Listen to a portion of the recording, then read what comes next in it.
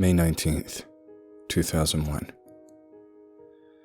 It has been 3 weeks since our last visit to the cave.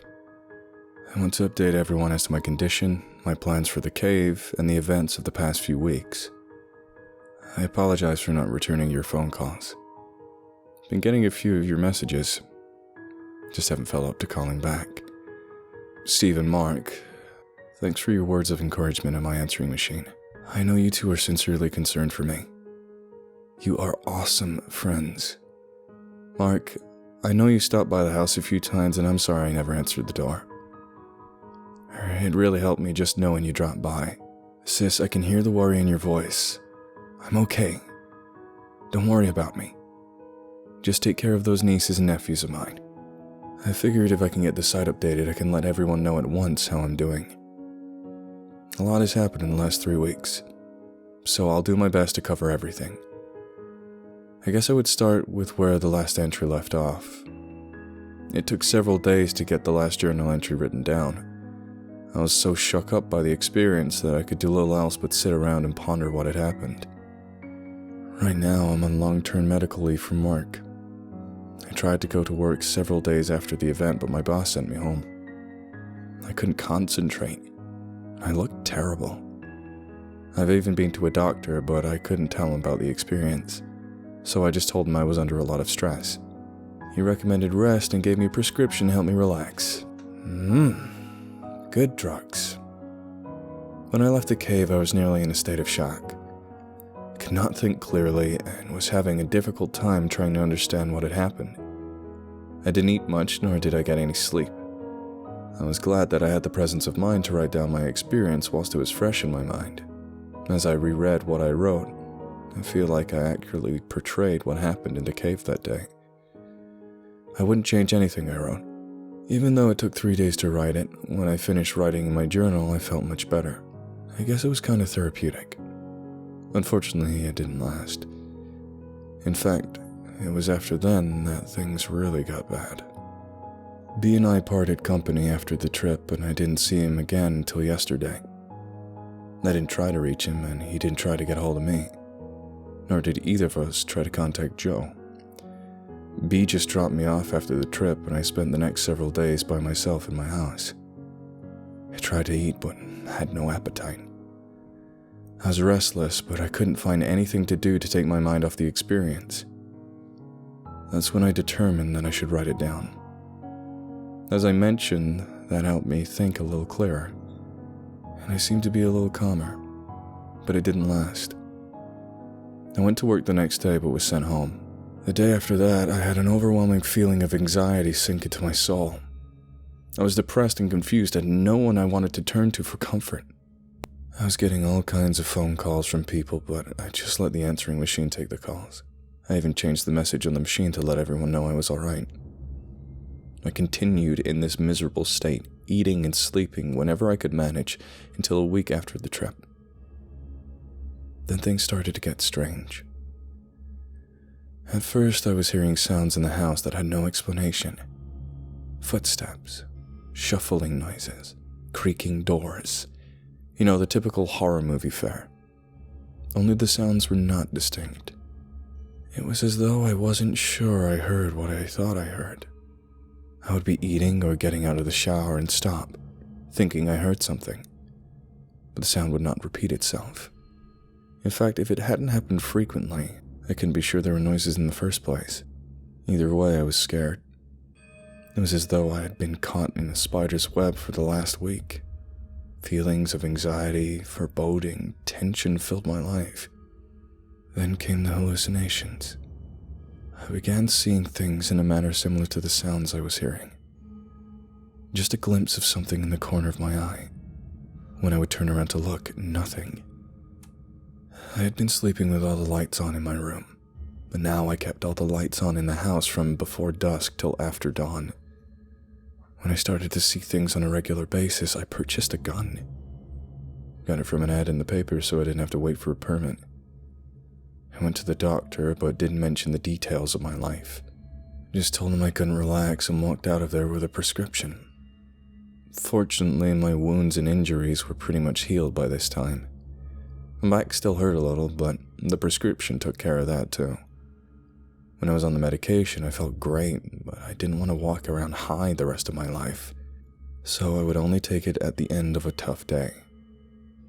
Unfortunately, the severity of the sightings increased, giving rise to a need for the medication. The flashes in the corner of my eye continued, but then I began to see shapes and shadows. They would be outside my windows, usually at night. I still couldn't make out anything solid, so it was hard to pin down what I was seeing. Soon I began to close all of my drapes and blinds so I could remove the possibilities of seeing something. Doing so did help in that respect, but my life was still a mess.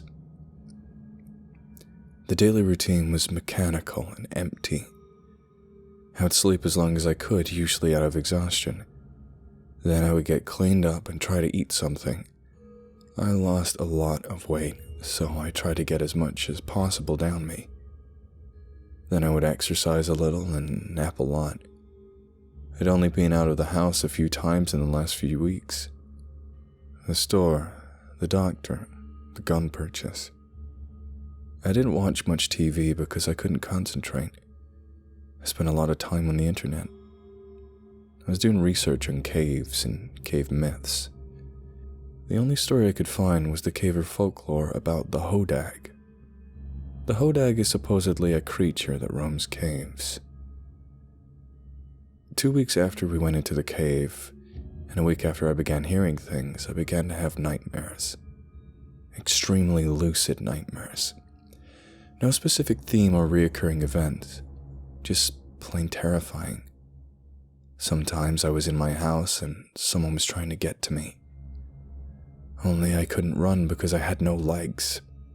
Other times I was in a vat and someone was pouring a syrup-like liquid on me, filling the vat. I would wake up in a panic.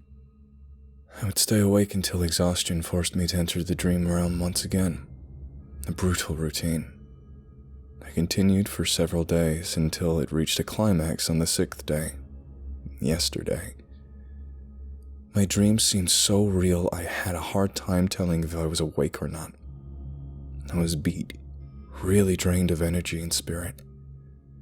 I was going from the living room to my bedroom in the early evening when I looked down the hall and saw a dark figure toward the end. I thought it was a thief and began to back away slowly. It didn't move. As I was backing up, the lights flickered on and off. Every muscle was tense. I stopped to stare at the figure.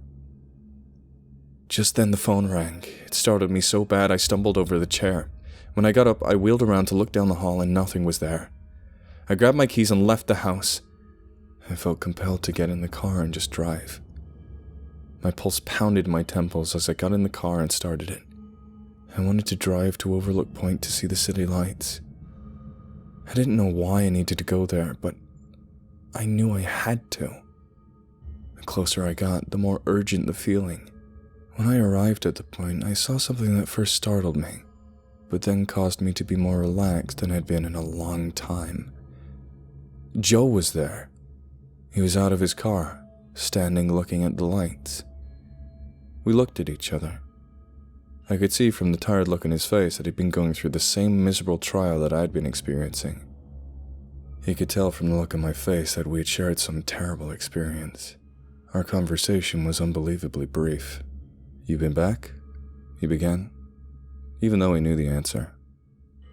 "Yes. We need to return." "Tomorrow good?" I asked. "Yeah. Noon." He got in his car and I got into mine. I hadn't even wanted to talk to him about his experience. Obviously, he didn't want to know mine either. I drove over to B's house. When he answered the door, I thought B actually looked like he was doing fine, somewhat happy. One look at me, and his disposition changed. Our conversation was also succinct. I ran into Joe, and we're going back tomorrow at noon. B looked dead serious. He just nodded his head. I asked him if I could spend the night at his house. He eagerly let me in. I didn't notice until later, but every light in the house was turned on. He led me to his spare room. "Help yourself," he said. Thanks.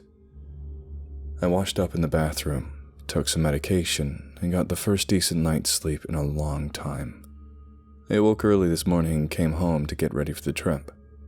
I thought I would send out this update so no one will wonder what's going on with me. I suspect that by the time most of you read this, I'll be back home and we'll have a great story to tell. I promise that if you haven't heard anything from me by now, you will very shortly. It is now 10 a.m. on Saturday 19th. We'll be leaving for the cave in 2 hours. Preparing for this trip will be like no other trip I've been on. For the first time in my life, I'll be carrying a gun into the cave. I'll also be carrying a knife, an expensive first aid kit, plenty of food and water, and a camera. I'll take several sources of light and a pad of paper and a pencil. I'll have to take all of my climbing rope since B lost all of his in the cave.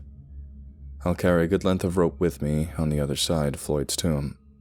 This is the first time in 3 weeks that I've heard any reference to Floyd's tomb. It sent shivers down my spine just typing it.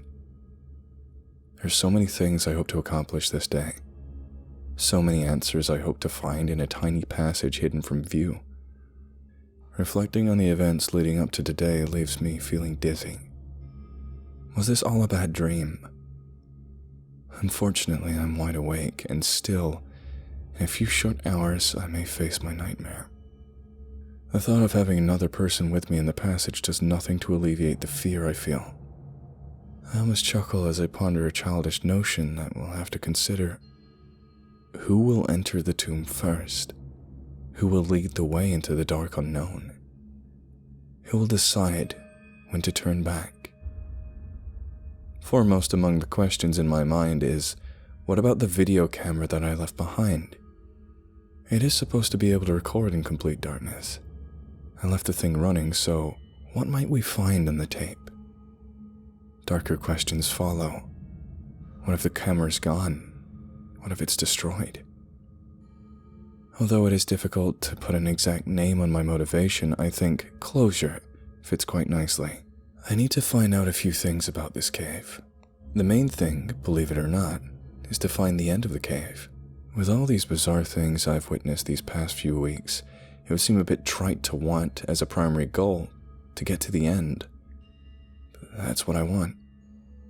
To be sure, I'll be seeking other bits of knowledge along the way. If, however, I find the end to the main passage and an end to the passage hidden by the rock, I will be content to never return to this passage or cave again. Never. It would seem to me that crawling headfirst through a tight passage into darkness is an unnatural thing. Just like crawling up the side of a cliff for recreation, or jumping out of a perfectly good airplane and floating onto the ground. We do these things to satisfy our hunger for adventure, this subconscious desire to conquer our own little Everest. As B is fond of saying, caving is the last opportunity for exploration for the person with modest means. True. A short drive from just about anywhere in the country is a cave waiting to be explored. Even a cave well known to the general public can be approached by someone for the first time as an adventure, something new, something to overcome. Because it's there. Many of you don't agree with my decisions to pursue this cave. I know this from the messages I've received. I'm afraid I don't have a choice. If I am ever to experience restful slumber, I must return. If I am ever to walk the halls of my own home in peace, I must return. If I am ever to exit the overworld and enter the subterranean world of a cave, I must now return. I no longer feel that I have a choice. I must return. For my family and friends who are reading this, I say, be at peace. I will conquer this cave. Then I will return and update this site immediately. I'll include any of the photos that I take in the cave today, and if you stop by the house, I'll show you the video I'll have. I expect to be home later tonight, or tomorrow at the latest. See all of you soon with a lot of answers. Love, Ted.